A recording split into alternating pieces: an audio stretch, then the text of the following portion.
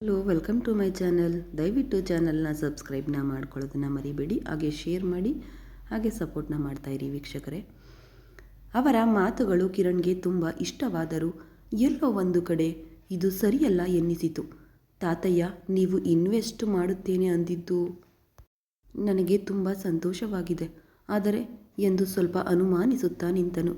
ಆದರೆ ಏನು ಮೊಮ್ಮಗನೇ ಎಂದು ಚೌಧರಿ ಬಾಯಲ್ಲಿದ್ದ ಪೈಪ್ ತೆಗೆದು ಕಿರಣ್ ಕಡೆಗೆ ನೇರವಾಗಿ ನೋಡುತ್ತಾ ಕೇಳಿದರು.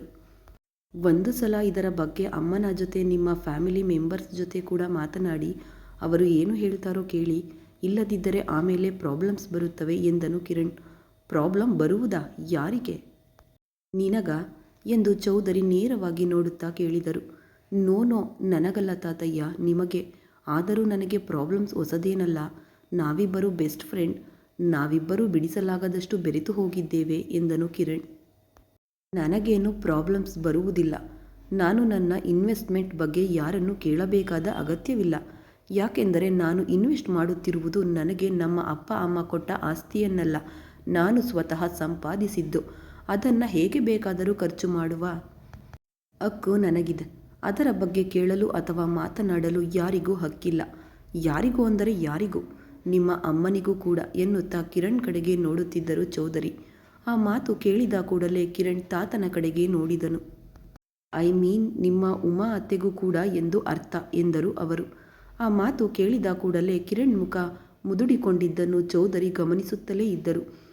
ಎಲ್ಲಿದ್ದರೂ ರಕ್ತ ಸಂಬಂಧ ಒಂದು ಸಲ ತನ್ನ ಬಣ್ಣ ತೋರಿಸುತ್ತದೆ ಎಂದು ಎಲ್ಲರೂ ಹೇಳುವುದನ್ನು ಕೇಳಿದ್ದಾರೆಯೇ ಹೊರತು ಎಂದು ಅಂತಹ ಸಿಚುಯೇಷನ್ ಎದುರಿಸಿರಲಿಲ್ಲ. ಆದರೆ ಈ ದಿನ ಮೊಮ್ಮಗನ ಮುಖ ನೋಡುತ್ತಿದ್ದರೆ ಚೌಧರಿಗೆ ಆ ಮಾತುಗಳು 100% ನಿಜ ಎಂದು ಅರ್ಥವಾಯಿತು. ತಾನು ನಿಮ್ಮ ಅಮ್ಮನಿಗೂ ಹಕ್ಕಿಲ್ಲ ಎಂದು ಹೇಳಿದ ಕೂಡಲೇ ಮೊಮ್ಮಗನ ಮುಖದಲ್ಲಿ ಬದಲಾದ ಬಣ್ಣಗಳನ್ನು ನೋಡುತ್ತಿದ್ದರೆ ಎಷ್ಟು ಮುದ್ದೆನಿಸುತ್ತಿದೆಯೋ.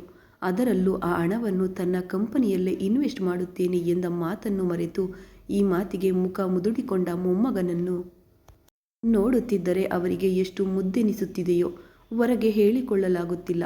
ಆದರೆ ಅಪ್ಪಿತಪ್ಪಿ ಮೊಮ್ಮಗನನ್ನು ಅಪ್ಪಿಕೊಂಡು ಈ ಕ್ಷಣವೇ ತನ್ನ ಮನೆಗೆ ಕರೆದುಕೊಂಡು ಹೋಗಬೇಕೆನ್ನಿಸಿತು. ಅಷ್ಟೊಂದು ಪ್ರೀತಿಯನ್ನು ತಡೆದುಕೊಳ್ಳುತ್ತಾ, ಇಷ್ಟಕ್ಕೂ ನಾನು ಇನ್ವೆಸ್ಟ್ ಮಾಡುವುದು ನಿನಗೆ ಇಷ್ಟವೇನಾ? ನಿನ್ನ ಮುಖ ನೋಡುತ್ತಿದ್ದರೆ ಇಷ್ಟವಿಲ್ಲವೇನೋ ಅನ್ನಿಸುತ್ತಿದೆ ಎಂದರು ಚೌಧರಿ. ಅದೇನೂ ಇಲ್ಲ ತಾತಯ್ಯ, ನೀವು ಇನ್ವೆಸ್ಟ್ ಮಾಡುತ್ತೇನೆ ಅಂದರೆ ನನಗೆ ಇಷ್ಟವಿಲ್ಲದಿರುವುದು ಏನು? ಕೇಳದೆಯೇ ದೇವರು ವರಗಳನ್ನು ಕೊಡುತ್ತಿದ್ದರೆ ಯಾರಾದರೂ ಬೇಡ ಅಂತಾರಾ ಎಂದನು ಕಿರಣ್.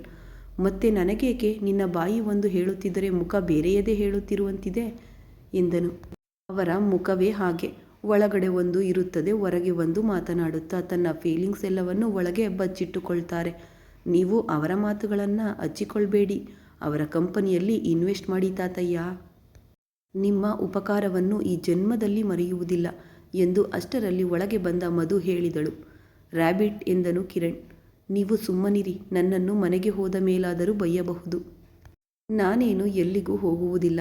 ತಾತಯ್ಯ ಹೊರಟು ಹೋದರೆ ನೀನು ತುಂಬ ಸಂಕಟ ಪಡುತ್ತೀಯ ರಾವಣ್. ಅದನ್ನು ನಾನು ಸಹಿಸಲಾರೆ. ನಿನ್ನ ಕಂಪನಿಯಲ್ಲಿ ಇನ್ವೆಸ್ಟ್ ಮಾಡುತ್ತೇನೆ ಅಂದರೆ ಅತ್ತೆ ಏಕೆ ಬೇಡ ಅಂತಾರೆ? ಪ್ರಸ್ತಾಪವೇ ಬರುವುದಿಲ್ಲ. ನೀನು ಅದನ್ನೆಲ್ಲ ಮನಸ್ಸಿನಲ್ಲಿ ಇಟ್ಟುಕೊಳ್ಬೇಡ ಪ್ಲೀಸ್ ಎಂದು ಬಲವಂತ ಮಾಡಿದಳು ಮಧು. ಅಮ್ಮ ಬೇಡ ಅನ್ನದಿದ್ದರೂ ಅವರ ಯಜಮಾನರು ಮಕ್ಕಳು ಇದ್ದಾರಲ್ಲ ಎಂದನು ಕಿರಣ್. ನೀನು ಬಿಸ್ನೆಸ್ನಲ್ಲಿ ಮಾಡುವ ಇನ್ವೆಸ್ಟ್ಮೆಂಟ್ ಎಲ್ಲವನ್ನು ನಿಮ್ಮ ಫ್ಯಾಮಿಲಿಯವರನ್ನು ಕೇಳಿಯೇ ಮಾಡುತ್ತಿದ್ದೀಯಾ? ಎಮ್ಮೋಯ್, ನೀನು ನಿನ್ನ ಹೆಂಡತಿ ಮತ್ತು ಮಕ್ಕಳನ್ನು ಕೇಳಿಯೇ ಇಲ್ಲಿಗೆ ಬಂದಿದ್ದೀಯಾ ಎಂದು ಚೌಧರಿ ಅಲ್ಲಿಯೇ ನಿಂತಿದ್ದ ಉಳಿದ ಇನ್ವೆಸ್ಟರ್ಗಳ ಕಡೆಗೆ ನೋಡಿ ಕೇಳಿದರು. ತಾತಯ್ಯ, ಅವರೆಂದರೆ ಹೊರಗಿನವರು, ಲಾಭ ನಷ್ಟಗಳನ್ನು ನೋಡಿಕೊಂಡರೆ ಸಾಕು. ಆದರೆ ಇಲ್ಲಿ ಹಾಗಿಲ್ಲವಲ್ಲ ಎಂದನು ಕಿರಣ್. ಅಂದರೆ ಇಲ್ಲಿ ಇರುವವರೆಲ್ಲ ನಿನ್ನವರು ಎಂದು ನೀನು ನಂಬುತ್ತಿದ್ದೀಯಾ ಅಂತ ಅರ್ಥ ಎಂದರು ಅವರು. ಆ ಮಾತಿಗೆ ತಲೆ ತಗ್ಗಿಸಿಕೊಂಡನು ಕಿರಣ್. ಅದನ್ನು ನೋಡಿ ಚೌಧರಿ ನಗುತ್ತಾ, ಪೇಪರ್ಸ್ ರೆಡಿ ಮಾಡಿಸು, ಎಲ್ಲಿ ಸಹಿ ಬೇಕೋ ನಾನು ಅಲ್ಲಿ ಸಹಿ ಮಾಡುತ್ತೇನೆ ಎಂದರು. ಆ ಮಾತು ಕೇಳಿದ ಕೂಡಲೇ ಕಿರಣ್ ಸಣ್ಣದಾಗಿ ತಲೆ ತೂಗುತ್ತಾ, ಥ್ಯಾಂಕ್ ಯು ತಾತಯ್ಯ ಎಂದನು ಪ್ರೀತಿಯಿಂದ ನೋಡುತ್ತಾ. ಥ್ಯಾಂಕ್ ಯು ಯಾಕೆ? ನಾನೇನು ನಿನಗೆ ಹಣ ಫ್ರೀಯಾಗಿ ಕೊಡುತ್ತಿದ್ದೇನಾ? ಬಡ್ಡಿಗಿಂತ ಹೆಚ್ಚೇ ವಸೂಲಿ ಮಾಡುತ್ತೇನೆ. ಇಲ್ಲದಿದ್ದರೆ ನನ್ನ ಮಗಳ ಹತ್ತಿರ ನಾನು ಕೆಟ್ಟವನಾಗುವುದಿಲ್ಲವೇ ಎಂದು ಚುಟುಕಾಗಿ ಹೇಳಿದರು. ಈಗ ಕೇಳಬೇಡಿ ಅಂದರೆ ಅವರ ಹಕ್ಕು ಇಲ್ಲ ಅಂದರು. ಮತ್ತೆ ಈಗ ಮಾತು ಬರುತ್ತದೆ ಎನ್ನುತ್ತಿದ್ದಾರೆ. ಈ ಮನುಷ್ಯ ನನಗೆ ಅರ್ಥವಾಗುತ್ತಿಲ್ಲವಲ್ಲ ಎಂದು ಕಿರಣ್ ಮನಸ್ಸಿನಲ್ಲಿ ಗೊಣಗಿಕೊಂಡನು. ಆ ತಾತಯ್ಯ ನನ್ನ ಹೆಚ್ಚಾಗಿ ಅರ್ಥ ಮಾಡಿಕೊಳ್ಳಲು ಪ್ರಯತ್ನಿಸಬೇಡ ಮೊಮ್ಮಗನೇ. ಅದಕ್ಕೆ ನಿನ್ನ ವಯಸ್ಸು ಅನುಭವ ಎರಡೂ ಸಾಲದು. ಅಷ್ಟು ಬುದ್ಧಿವಂತೆಯಾದ ನನ್ನ ಮಗಳೇ ನನ್ನನ್ನು ಅರ್ಥ ಮಾಡಿಕೊಳ್ಳಲು ಸಾಧ್ಯವಾಗಲಿಲ್ಲ. ಇನ್ನು ನಿನ್ನ ಪುಟ್ಟ ಬುರುಡೆಗೆ ನಾನು ಎಲ್ಲಿ ಸಿಗುತ್ತೇನೆ ಎಂದು ಮನಸ್ಸಿನಲ್ಲೇ ನಗುತ್ತಾ ಅಲ್ಲಿಂದ ಹೊರಟು ಹೋದರು ಚೌಧರಿ. ಡೀಲ್ ಕ್ಯಾನ್ಸಲ್ ಆಗಿದ್ದಕ್ಕೆ ಉಳಿದ ಇನ್ವೆಸ್ಟರ್ಸ್ ಕೂಡ ಅಲ್ಲಿಂದ ಹೊರಟು ಹೋದರು. ಮಧು ಮತ್ತು ಕಿರಣ್ ಇಬ್ಬರೇ ಅಲ್ಲಿ ಉಳಿದರು. ತಾತಯ್ಯ ಇನ್ವೆಸ್ಟ್ ಮಾಡುತ್ತಿರುವುದಕ್ಕೆ ಸಂತೋಷವಾಗಿದ್ದರು. ಏನೋ ಒಂದು ದಿಕ್ಕುಣಗಾಣದ ಸ್ಥಿತಿ, ಏನೇನೋ ಅನುಮಾನಗಳು ಕಿರಣ್ ಮೆದುಳುಗಳನ್ನು ಪ್ರಶಾಂತವಾಗಿರಲು ಬಿಡುತ್ತಿಲ್ಲ. ತಾತಯ್ಯ ಯಾಕೆ ಇಷ್ಟು ಹೆಲ್ಪ್ ಮಾಡ್ತಿದ್ದಾರೆ? ಅಲ್ಲಿಗೆ ಮನುಷ್ಯರನ್ನು ಕಳುಹಿಸಿ ಕಾಪಾಡಿದರು. ಇಲ್ಲಿ ಇನ್ವೆಸ್ಟ್ ಮಾಡಿ ಅದಕ್ಕಿಂತ ದೊಡ್ಡ ಹೆಲ್ಪ್ ಮಾಡ್ತಿದ್ದಾರೆ. ಇದರಲ್ಲಿ ಅಪಾಯವಿದೆ ಎಂದು ತಿಳಿದು ಇಷ್ಟು ರಿಸ್ಕ್ ಕೇವಲ ಲಾಭಕ್ಕಾಗಿ ಮಾಡ್ತಿದ್ದಾರೆ ಎಂದರೆ ಅವನಿಗೆ ನಂಬಲು ಸಾಧ್ಯವಾಗುತ್ತಿಲ್ಲ. ಇವುಗಳ ಬಗ್ಗೆಯೇ ತೀವ್ರವಾಗಿ ಆಲೋಚಿಸುತ್ತಿದ್ದ ಕಿರಣ್ ಮುಂದೆ ಮಧು ಬಂದು ನಿಂತಳು. ಏನಾಯಿತು ರಾವಣ್? ಇನ್ವೆಸ್ಟ್ಮೆಂಟ್ ಸಿಕ್ಕಾಯ್ತಲ್ಲ, ಆದರೂ ಮುಖ ಯಾಕೆ ಇನ್ನೂ ಹಾಗೆಯೇ ಇಟ್ಟುಕೊಂಡಿದ್ದೀಯಾ ಎಂದು ಕಿರಣ್ ಕೈಯನ್ನು ತನ್ನ ಕೈಗೆ ತೆಗೆದುಕೊಳ್ಳುತ್ತಾ ಕೇಳಿದಳು. ಕಿರಣ್ ಇವುಗಳನ್ನೆಲ್ಲ ಮಧು ಹತ್ತಿರ ಮಾತನಾಡದೆ ಮಧುವಿನ ಕೆನ್ನೆಯ ಮೇಲೆ ಕೈ ಇಟ್ಟು ಮೆಲ್ಲಗೆ ಸವರುತ್ತಾ, ನೀನು ಇನ್ನೂ ಮನೆಗೆ ಹೋಗು, ನಾನು ಲಾಯರ್ ಜೊತೆ ಮಾತನಾಡಿ ಪೇಪರ್ಸ್ ರೆಡಿ ಮಾಡಿಸುತ್ತೇನೆ. ಅದಲ್ಲದೆ ಇನ್ನೂ ತುಂಬ ಕೆಲಸಗಳಿವೆ ಎಂದನು. ನೀನು ಕೂಡ ಮನೆಗೆ ಬಂದು ಊಟ ಮಾಡಿ ಸ್ವಲ್ಪ ಹೊತ್ತು ರೆಸ್ಟ್ ತಗೋ ರಾವಣ್. ಎಷ್ಟು ಸುಸ್ತಾಗಿದ್ದೀಯಾ ನೋಡು. ಮುಖದಲ್ಲಿ ಆ ಸುಸ್ತು ಸ್ಪಷ್ಟವಾಗಿ ಕಾಣುತ್ತಿದೆ ಎನ್ನುತ್ತಾ ತಲೆಯಲ್ಲಿ ಬೆರಳುಗಳನ್ನಿಟ್ಟು ಕೂದಲನ್ನು ಸವರಿದಳು ಮಧು. ಇಲ್ಲವೇ ಈ ಪ್ರಾಜೆಕ್ಟ್ ಶಂಕುಸ್ಥಾಪನೆ ನಡೆದು ರೆಡಿಯಾದರೆ ಮಾತ್ರ ನಾನು ಪ್ರಶಾಂತವಾಗಿರಲು ಸಾಧ್ಯ ಎಂದನು ಕಿರಣ್. ಹಾಗೆ ಹೋಗುತ್ತದೆ ರಾವಣ್. ನೀನು ಅಂದುಕೊಂಡರೆ ಇದೆಲ್ಲ ಯಾವುದಾದರೂ ಆಗುತ್ತದೆ. ಅದಕ್ಕಾಗಿ ನೀನು ಹಸಿವು ನಿದ್ರೆ ಬಿಡಬೇಕಾದ ಅಗತ್ಯವಿಲ್ಲ ಎನ್ನುತ್ತಾ ಕಿರಣ್ ಮುಖದ ಮೇಲೆ ಕೈಯಿಟ್ಟು ಸವರುತ್ತಾ ಹತ್ತಿರ ಹೋದಳು ಮಧು. 1 ನಿಮಿಷದ ಕಾಲ ಇಬ್ಬರು ಸುತ್ತಮುತ್ತಲ ಪರಿಸರ ಮರೆತು ಹೋದರು. ಹತ್ತಿರ ಬಂದ ಮಧುವಿನ ಸುತ್ತ ಕೈ ಹಾಕಿ ಇನ್ನು ಹತ್ತಿರಕ್ಕೆ ಎಳೆದುಕೊಂಡು ತುಟಿಗಳ ಕಡೆಗೆ ನೋಡುತ್ತಾ, ಇದ್ದಕ್ಕಿದ್ದಂತೆ ತಪ್ಪಿಸಿಕೊಂಡೆಯಲ್ಲವಾ? ಅದು ಮೆಲ್ಲಗೆ ಕೇಳಿದನು. ಆಹಾ, ಈ ಸಲ ತಪ್ಪಿಸಿಕೊಳ್ಳಬೇಕು ಎಂದು ನಾನು ನಿಜವಾಗಿಯೂ ಅಂದುಕೊಂಡಿಲ್ಲ ಎಂದಳು ಮಧು. ಆಹಾ, ಅಂದರೆ ರಾವಣ್ ತುಂಬ ಇಷ್ಟವಾಗಿದ್ದಾನೆ ಎಂದರ್ಥ ಎಂದನು ಕಿರಣ್. ತುಂಬ ಇಷ್ಟವಾಗಿದ್ದಾನಾ ಎಂದು ಹೇಳುತ್ತಾ ಕಿರಣ್ ಕುತ್ತಿಗೆಯ ಸುತ್ತ ಕೈಗಳನ್ನು ಹಾಕಿ ನೇತಾಡಿದಾಗ ಕಿರಣ್ ನಗುತ್ತಾ ಮುಂದೆ ಬಾಗಿ ತುಟಿಗಳನ್ನು ತುಟಿಗಳಿಂದ ಲಾಕ್ ಮಾಡಿದನು. ಇಷ್ಟರಲ್ಲೇ ಕಿರಣ್ ಫೋನ್ ರಿಂಗ್ ಆಗಿದ್ದರಿಂದ ಇಬ್ಬರು ಈ ಲೋಕಕ್ಕೆ ಬಂದರು. ಮಧುವನ್ನು ಹಿಡಿದುಕೊಂಡೇ ಫೋನ್ ತೆಗೆದು ನೋಡಿದನು. ಕಾವೇರಿ ಫೋನ್ ಆಗಿದ್ದರಿಂದ ಲಿಫ್ಟ್ ಮಾಡಿ ಹೇಳಿಯಮ್ಮ ಎಂದನು. ಕಿರಣ್, ಮದುವೆಯಾದರೆ ಜವಾಬ್ದಾರಿಗಳು ಹೆಚ್ಚಾಗುತ್ತವೆ ಅಂತಾರೆ, ಆದರೆ ಇಲ್ಲಿ ನಮ್ಮ ಮನೆಯಲ್ಲಿ ಉಲ್ಟಾ ನಡೆಯುತ್ತಿದೆ ಎಂದು. ಇಲ್ಲದ್ದು ನೀನು ಹೀಗೆ ಮನೆ ಬಿಟ್ಟು ಅಲೆಯುತ್ತಿದ್ದೀಯಾ? ನಿನ್ನ ಜೊತೆಯಲ್ಲೇ ಮಧು ಕೂಡ ಅಲೆಯುತ್ತಿದ್ದಾಳೆ. ಅವಳು ನಿನ್ನ ಹೆಂಡತಿ ಮಾತ್ರವಲ್ಲ, ಈ ಮನೆಯ ಸೊಸೆ ಕೂಡ. ಆ ವಿಷಯ ಪೂರ್ತಿಯಾಗಿ ಮರೆತಂತಿದೆ. ಅದಕ್ಕಿಂತ ಮುಂಚೆಯೇ ವಾಸಿ ನಿಮ್ಮ ತಂದೆಯ ಬಗ್ಗೆ ಗಮನ ಹರಿಸುತ್ತಿದ್ದಳು. ಈಗ ಅವರ ಬಗ್ಗೆ ಕಾಳಜಿ ವಹಿಸುವುದನ್ನು ಬಿಟ್ಟು ಬಿಟ್ಟಿದ್ದಾಳೆ. ಅಷ್ಟೇ ಅಲ್ಲದೆ ಮನೆಯಿಂದ ಹೋಗುವಾಗ ಕನಿಷ್ಠ ದೊಡ್ಡವರಿಗೆ ಹೇಳಬೇಕು ಎನ್ನುವ ಜ್ಞಾನ ಕೂಡ ಇಲ್ಲದೆ ಹೋಗಿದೆ. ತನ್ನ ಕೈಯಿಂದ ಸಾಧ್ಯವಿಲ್ಲ ಎಂದು ಹೇಳಿದರೆ ನಾವೇ ನೋಡಿಕೊಳ್ಳುತ್ತಿದ್ದೇವಲ್ಲ. ಯಾರಿಗೆ ಇದ್ದರೂ ಇಲ್ಲದಿದ್ದರೂ ಅವರು ನನ್ನ ಗಂಡ. ನೀವು ಬಿಟ್ಟಷ್ಟು ಬೇಗ ನಾನು ಅವರನ್ನು ಬಿಡಲು ಸಾಧ್ಯವಿಲ್ಲವಲ್ಲ ಎಂದು ಹೇಳುತ್ತಿರುವಾಗಲೇ ಮೇಡಮ್ ಸರ್ ರಿಪೋರ್ಟ್ ಎನ್ನುತ್ತಿರುವ ನರ್ಸ್ ಮಾತು ಕೇಳಿಸಿ, ಅಮ್ಮ ರಿಪೋರ್ಟ್ಸ್ ಏನು? ನೀವು ಎಲ್ಲಿದ್ದೀರಾ ಎಂದು ಕಿರಣ್ ಗಾಬರಿಯಿಂದ ಕೇಳಿದನು. ಇನ್ನೆಲ್ಲಿ ಇರುತ್ತೇವೆ? ಹೇಳದೆ ಕೇಳದೆ ಹೊರಟು ಹೋದ್ರಲ್ಲ. ನಿಮ್ಮ ತಂದೆಯವರಿಗೆ ರಾತ್ರಿಯಿಂದ ಜ್ವರ. ಸಮಯಕ್ಕೆ ಉದಯ್ ನಾನು ಹಾಸ್ಪಿಟಲ್ಗೆ ಕರೆದುಕೊಂಡು ಬಂದೆವು. ಇಲ್ಲದಿದ್ದರೆ ಅವರ ಗತಿ ಅಷ್ಟೇ ಎಂದಳು ಕಾವೇರಿ ಬೇಸರದಿಂದ. ಆ ಮಾತು ಕೇಳಿದ ಕೂಡಲೇ ಅಯ್ಯೋ, ಅಪ್ಪನಿಗೆ ಜ್ವರವಾ? ಈಗ ಹೇಗಿದ್ದಾರೆ? ಯಾವ ಹಾಸ್ಪಿಟಲ್ ಎನ್ನುತ್ತಾ ಕೀ ತೆಗೆದುಕೊಂಡನು ಕಿರಣ್. ಈಗ ಅಷ್ಟು ಗಾಬರಿ ಪಡುವುದು ಏಕೆ ಕಿರಣ್? ನೀವು ನಿಧಾನವಾಗಿ ನಿರಾಳವಾಗಿಯೇ ಮನೆಗೆ ಬನ್ನಿ. ಅವರನ್ನು ನಾವು ನೋಡಿಕೊಳ್ಳುತ್ತೇವೆ. ನಾನಿನ್ನು ಬದುಕಿದ್ದೇನಲ್ಲ, ಅಲ್ಲಿಯವರೆಗೆ ಅವರನ್ನು ಬಿಟ್ಟು ಕೊಡುವುದಿಲ್ಲ ಎನ್ನುತ್ತಾ ಕಾವೇರಿ ಹೇಳುತ್ತಿರುವ ಮಾತುಗಳ ಅರ್ಥವೇನು ಎಂದು ಕಿರಣ್ಗೆ ಚೆನ್ನಾಗಿ ತಿಳಿದಿತ್ತು. ಆ ಮಾತುಗಳು ಕಿರಣ್ಗೆ ಗುಂಡುಗಳಂತೆ ತಗುಲುತ್ತಿದ್ದವು. ಮಧುಗೆ ಕೂಡ ತಾನು ತಪ್ಪು ಮಾಡಿದ್ದೇನೆ ಎಂದು ಅರ್ಥವಾಯಿತು. ನಿಜವೇ ರಾವಣ್ ಹೊರಡುತ್ತಿದ್ದಾನೆ ಎನ್ನುವ ಟೆನ್ಷನ್ನಲ್ಲಿ ಹೇಳದೆ ಕೇಳದೆ ಬಂದಿದ್ದಾಳೆ. ಈಗ ಅಂಕಲ್ಗೆ ಹೇಗಿದೆಯೋ. ಆಕೆಯ ಮಾತುಗಳು ಕೋಪ ಈಗ ನನ್ನ ಮೇಲೆಯೇ ತೋರಿಸುತ್ತಾನೆ. ತೋರಿಸಿದರೆ ತೋರಿಸಲಿ ಬಿಡು. ಅಂಕಲ್ಗೆ ಹುಷಾರಾಗಿ ರಾವಣ್ ಹ್ಯಾಪಿಯಾಗಿದ್ದರೆ ಅಷ್ಟೇ ಸಾಕು. ಆದರೂ ಆಕೆ ಯಾಕೆ ಅಷ್ಟು ಚುಚ್ಚು ಮಾತುಗಳನ್ನು ಆಡ್ತಾಳೆ? ಇಷ್ಟು ದಿನ ತಾನೇ ಹತ್ತಿರವಿದ್ದು ಗಂಡನ ಸೇವೆ ಮಾಡಿದಂತೆ ಇಷ್ಟು ದಿನ ರಾವಣ್ ನೋಡಿಕೊಂಡಿದ್ದಕ್ಕೆ ತಾನೇ ಎಲ್ಲರೂ ಅಷ್ಟು ಸುಖವಾಗಿ ಎಂಜಾಯ್ ಮಾಡುತ್ತಿದ್ದಾರೆ. ಈಗ ಮಾತ್ರ ಏನು ಸುಖಪಟ್ಟು ಹೋಗುತ್ತಿದ್ದಾನೆ ಎಂದು ಹೊಟ್ಟೆ ಕಿಚ್ಚು ಬಂದಿದೆಯೇನೋ. ಇಲ್ಲಿ ಮೈಯೆಲ್ಲ ದಂಡಿಸಿಕೊಂಡು ಹಸಿವು ನಿದ್ರೆ ಇಲ್ಲದೆ ಅವರವರನ್ನು ಇವರಿವರನ್ನು ಬೇಡಿಕೊಳ್ಳುತ್ತಿರುವ ಸಂಗತಿ ತಿಳಿಯದೆ ಅನ್ನುತ್ತಿದ್ದಾಳಾ?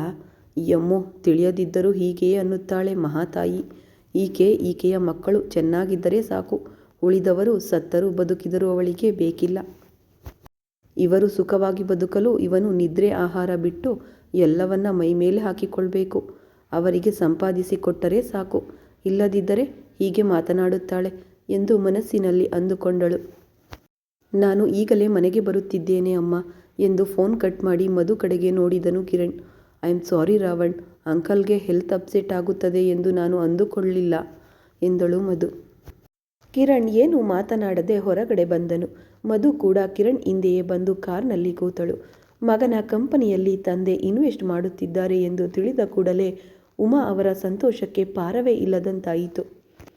ಸಂತೋಷದಲ್ಲಿ ಹುಚ್ಚು ಹಿಡಿದಂತಿದ್ದರೂ ಕಂಟ್ರೋಲ್ ಮಾಡಿಕೊಳ್ಳಲು ಪ್ರಯತ್ನಿಸುತ್ತಾ ಸೈಲೆಂಟ್ ಆಗಿದ್ದರೆ ಏನು ಹೆಲ್ಪ್ ಮಾಡುವುದಿಲ್ಲವೋ ಅಂದುಕೊಂಡೆ ಅಪ್ಪ. ತುಂಬ ಭಯಪಟ್ಟು ಹೋಗಿದ್ದೆ. ಥ್ಯಾಂಕ್ ಯು ಅಪ್ಪ. ಥ್ಯಾಂಕ್ ಯು ಸೋ ಮಚ್ ಎಂದಳು. ಈ ಸಂತೋಷವನ್ನು ಯಾರ ಜೊತೆ ಹಂಚಿಕೊಳ್ಳಬೇಕು ಎಂದು ತಿಳಿಯದೆ ಸೊಸೆಗೆ ಫೋನ್ ಮಾಡಿದಳು.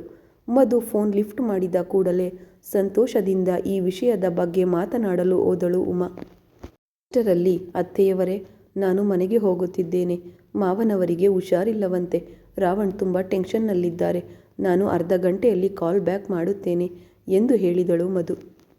ಆ ಮಾತು ಕೇಳಿದ ಕೂಡಲೇ ಅಷ್ಟರವರೆಗೆ ಹೂವಿನಂತೆ ಅರಳಿದ್ದ ಉಮಾ ಮುಖ ಒಮ್ಮೆಗೆ ಬಾಡಿ ಹೋಯಿತು.